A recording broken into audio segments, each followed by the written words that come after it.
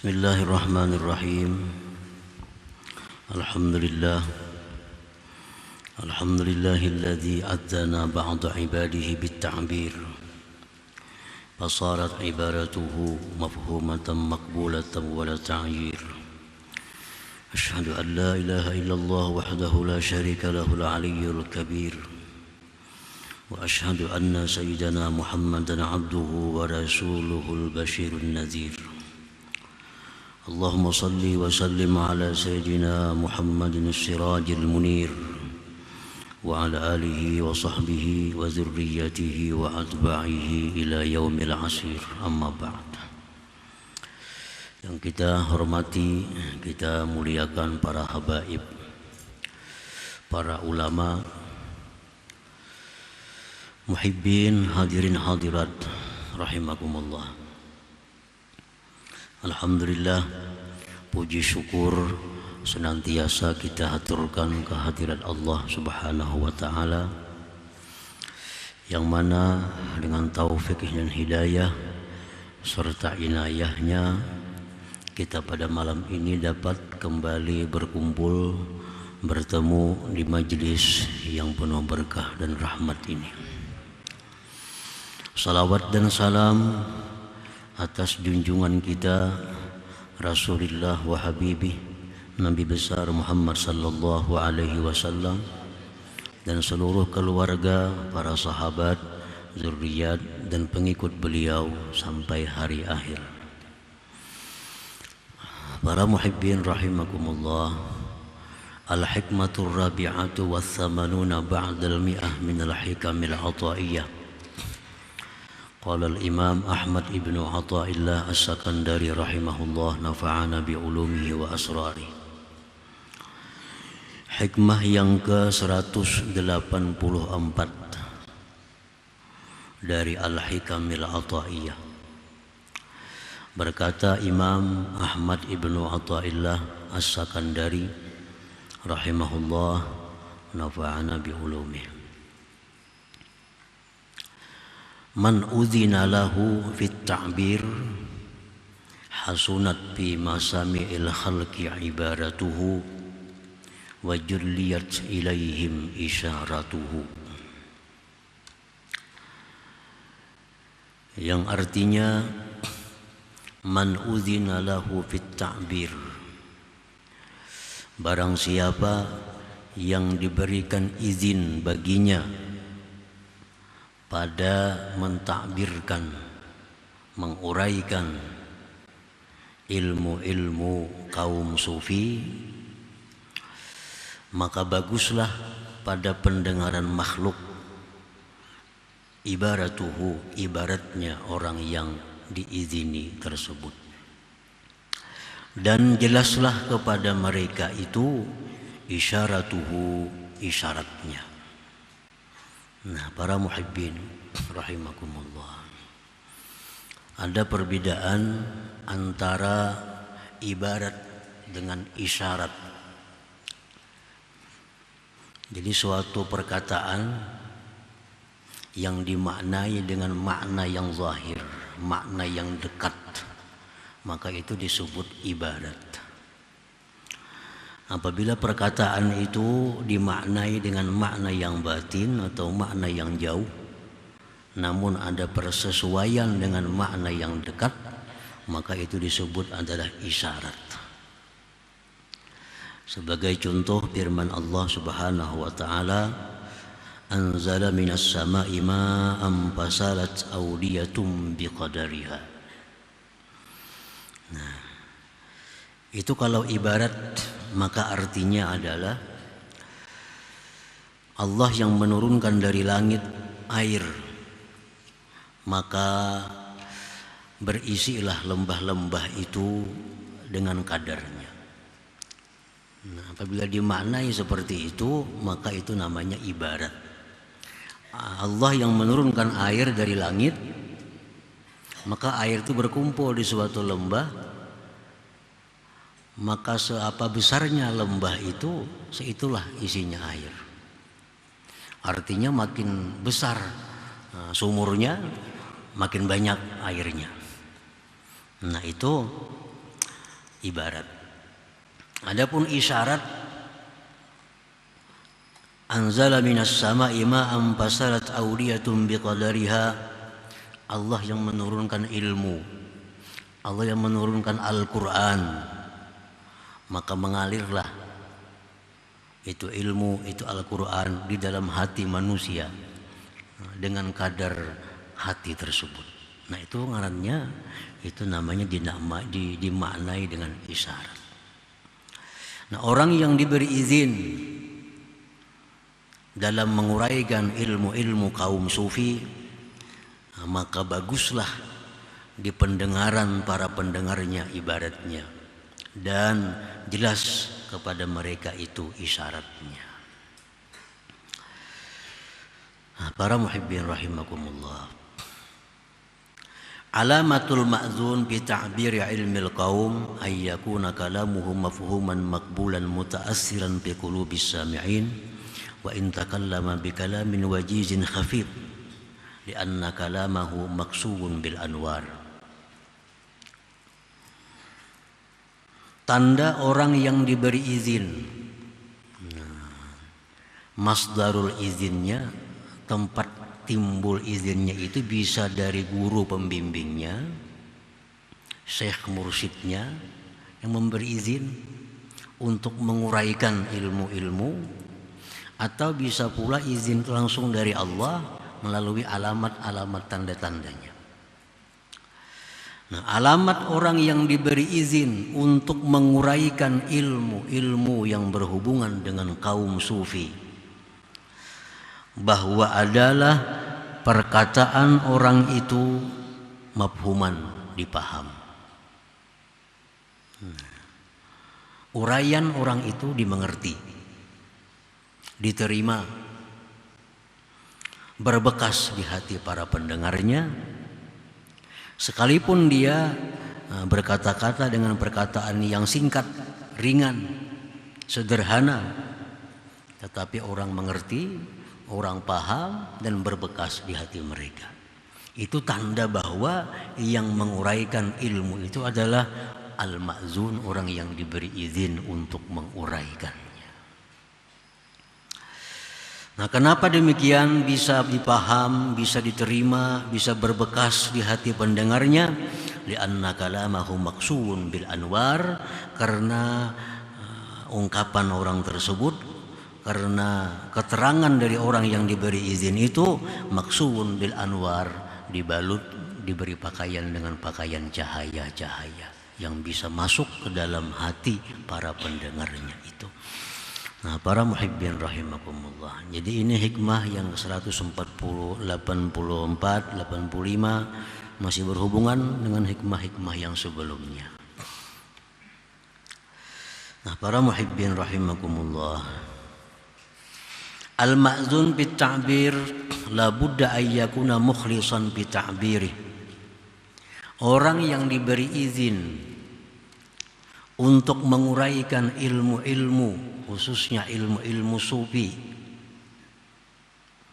orang yang menguraikannya itu, yang dapat izin tersebut, ayyakuna mukhlisan, bahwa dia mesti ikhlas, bita'biri, pada menguraikannya itu. Orang yang diberi izin itu pasti orangnya mukhlis, orangnya ikhlas dalam menyampaikan ilmu-ilmu. La yarumu riyasatan walad dunya wala yas'alu ajra. Nah, dia tidak mengharapkan, tidak menghendaki kedudukan, tidak menghendaki duniawi, dan tidak minta upah dalam hal menyampaikan ilmu-ilmu tersebut. Nah, dia mukhlis karena Allah semata. Qala ta'ala hikayatan an Nuhin alaihi salam, wa ya qaumi la as'alukum alaihi mala in ajriya illa 'ala Allah. Allah Subhanahu wa taala berfirman mengisahkan tentang Nabiullah Nuh alaihi salam. Nabi Nuh berkata kepada kaumnya, wahai kaumku, aku tidak minta atas kalian atas tablik itu malan, harta. Aku tidak minta upah menyampaikan risalah Allah itu.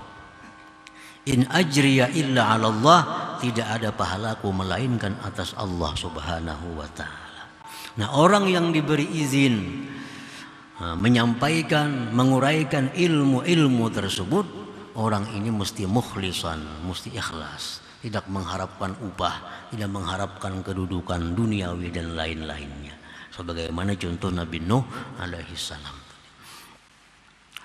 Nah, yang pertama itu ayyakuna mukhlisa wa ayyakuna mutawakkilan 'ala Allah wa la yahrisu illa 'ala ada'i amanati tabligh. Orang yang diberi izin menyampaikan ilmu, bahwa dia itu bertawakal atas Allah dan dia tidak ada keinginan melainkan hanya menunaikan amanah menyampaikan ilmu itu. Ilmu ini kan mesti disampaikan. Jadi mereka menyampaikan ilmu itu kepada makhluk, kepada manusia, tidak ada tujuan lain selain adalah menunaikan amanah itu, menunaikan amanah. Wa ayyakuna harisan ala hidayatis sami'in.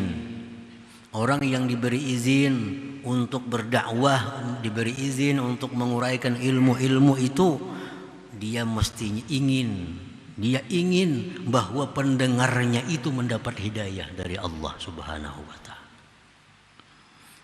Orang yang diberi izin untuk menyampaikan ilmu, orang tersebut harisun, sangat ingin bahwa pendengarnya itu mendapat hidayah dari Allah Subhanahu wa taala. Wa ayyakuna mukhatiban 'ala as-sami'in biqadri uqulihim. Orang yang diberi izin menyampaikan ilmu itu, bahwa dia adalah menghitab kepada pendengarnya dengan kadar akal mereka. Dia akan menyampaikan ilmu-ilmu sesuai kemampuan para pendengarnya untuk mencerna, memahaminya.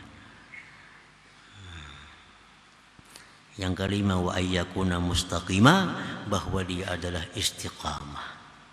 Nah, para muhibbin rahimakumullah, itu tanda-tanda orang yang ma'zun, yang diberi izin untuk menyampaikan ilmu-ilmu kepada makhluk, kepada manusia, wabil khusus ilmu-ilmu yang berkaitan dengan kaum sufi itu.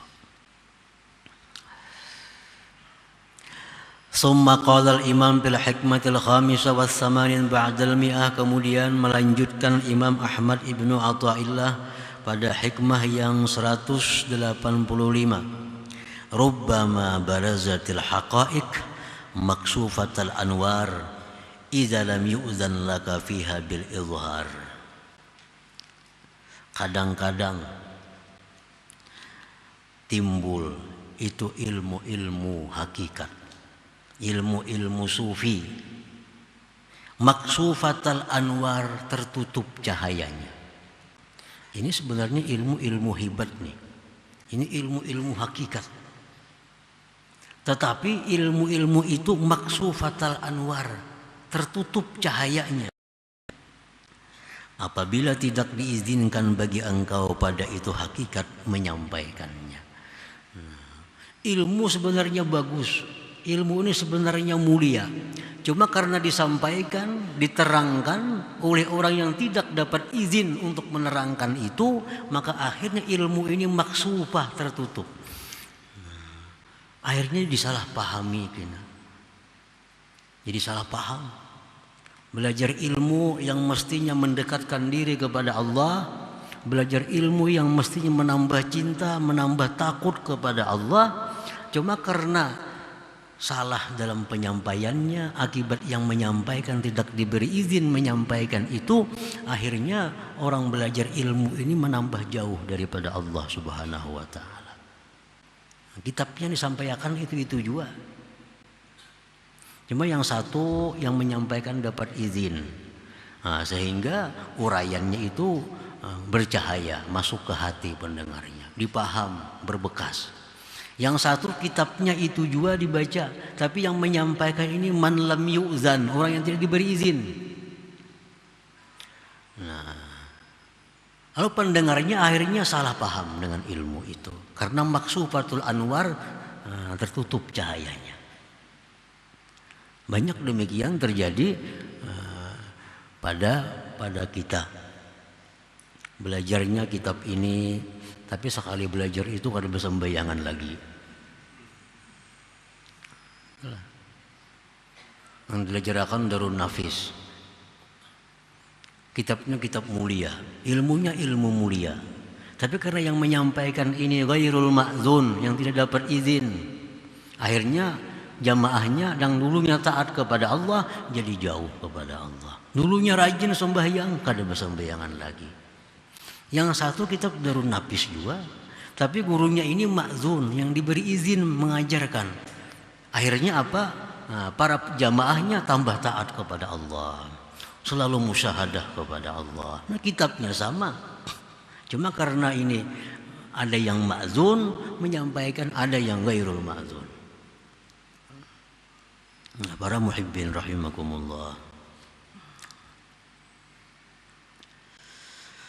man lam yu'zan lahu fit ta'bir fa kalamuhu zulmah ghairu mafhum wala maqbul wala yata'assaru fi qulubis sami'in. Orang yang tidak diizinkan baginya untuk mentakbir, mengibaratkan, menguraikan ilmu-ilmu sufi, orang ini kada dapat mandat lagi. Ini mengangkat dirinya seorang. Nah, karena bisa membaca, bisa menerjemahkan, buka belajaran tanpa ada izin. Orang yang tidak diberi izin baginya dalam menguraikan ilmu-ilmu itu, maka perkataan orang itu zulmah, gelap, maksufah. Gerhana itu kan gelap, zulmah. Ghairu mafhum, kada dipaham, dan kada diterima, kada berbekas di hatinya, di hati jamaahnya, pendengarnya. Karena orang ini ghairul ma'zun, kada diizini. Walidzalika qad yatakallamul insan bihikamin wa haqa'iq ma'a fasahatin wa balagatin wa tazyin, lakinnahu maksufatul anwar laisa bihi halawah wala qabul. Oleh karena demikian, terkadang menerangkan seseorang, menjelaskan seseorang dengan hikmah-hikmah, hakikat-hakikat, dia jelaskan, dia terangkan dengan lihai, dengan fasih, dengan balagah, dengan kata-kata yang mantap, yang berhias. Tetapi tertutup cahayanya. Tidak ada pada keterangannya itu manis, tidak ada diterima. Nah, sababu dzalik, sebab demikian itu adamul izni bit ta'bir, karena orang ini belum ada izin untuk menguraikan ilmu itu. Nah, para muhibbin rahimakumullah, lain kita belajar nahu, saraf, itu kan jadi seorang berizin gak kadakah kalau bisa lajari ilmu bahasa Arab. Qala artinya berkata, daraba artinya memukul, bisa ajarkan, kada jadi masalah. Tapi kalau urusan ilmu-ilmu seperti ilmu-ilmu sufi, ini orang yang mengajarkan mesti orang yang di bawah bimbingan dari syekhnya, dari gurunya. Nah, kalau sudah dapat izin untuk menyampaikan, nah maka orang inilah yang bisa menyampaikan ilmu tersebut yang bermanfaat dengan jamaahnya. Nah, para muhibbin rahimakumullah, jadi apabila seorang yang menyampaikan ilmu-ilmu kaum sufi itu sudah ma'zun, sudah diberi izin, maka uraian orang ini sudah dihiasi dengan cahaya. Tinggal lagi yang jadi masalah adalah sami'in, pendengarnya ini. Tinggal lagi pendengarnya. Karena lampu bagaimanapun terangnya kada akan berguna bagi orang yang buta. Tolong, berapa watt saja hendak lampu, kada melihat. Kayak apa aja nyaringnya, orangnya tuli kada mendengar. Nah, kayak apa aja haratnya kata-kata orang yang diberi izin menyampaikan ilmu itu, bagaimanapun cahayanya, tapi kalau pendengarnya ini buta tuli, ada artinya. Nah, jadi untuk menerima ilmu, untuk menerima ilmu yang mendekatkan diri kita kepada Allah Subhanahu wa taala. Di samping yang menyampaikan ini orangnya ma'zun, yang diberi izin, pendengar ini pun mestinya orangnya satu ikhlas. Ikhlas. Kalau menuntut ilmu itu kada ikhlas, ilmu kada mau masuk ke telinga aja kada, apalagi ke hati. Ke telinga aja kada, apalagi ke hati. Kalau orang menuntut ilmu itu bukan karena Allah. Talabnal ilma li ghairillah fa abal ilmu illa ayyakuna lillah. Kami menuntut ilmu kada karena Allah, kada mau ilmunya beparak. Fa abal ilmu illa ayyakuna lillah. Nah, jadi kalau hendak menuntut ilmu, ilmu yang mendekatkan diri kepada Allah, ilmu yang ingin dicintai oleh Allah, ikhlas syaratnya menuntut ini. Bukan hanya yang menyampaikan ikhlas, tapi yang mendengar pun mesti ikhlas. Bila kada ikhlas, kada masuk ilmu. Masuk bisa juga kada menuntung. Ma'al-alang. Ini kada ikhlas. Ini menuntut ilmu ada tujuan-tujuan tertentu. Nah, tujuannya kada tercapainya ampih nuntut ilmu. Orang nuntut ilmu sambil berdagang. Dagangannya kada payu lagi, ya ampih nuntut ilmu. Apa berdagang? Karena tujuannya ilmu itu berdagang. Ini kada akan masuk ilmu-ilmu yang seperti itu. Karena sudah niatnya sudah kada ikhlas karena Allah. Ada kepentingan-kepentingan lalu menuntut ilmu.